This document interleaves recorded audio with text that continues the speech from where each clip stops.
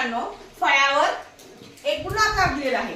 तर आपण गुणाकार शिकलेलो आहोत, पण आज आपण हा गुणाकार एका वेगळ्या पद्धतीने करायचा आहे, करणार आहोत. आपल्याला नवीन विषय आवडावा हाच उद्देश. तर चला मग कसं करायचंय ते पाहूया. अगोदर आपण 4 रेषा मारणार,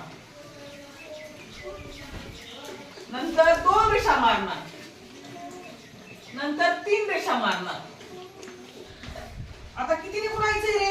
3. मग 3 आडव्या रेषा मारणार. मारल्या? यानंतरची क्रिया काय करायची बघा आता.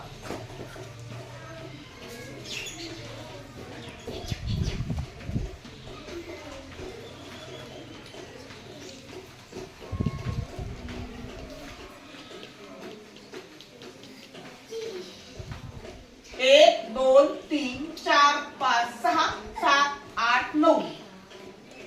1 2 3 4 5 6. 1 2 3 4 5 6 7 8 9 10 11 12. म्हणजे उत्तर आलेलं आहे 1269. पण असा गुणाकार नेहमीच करायचा आहे का? नाही.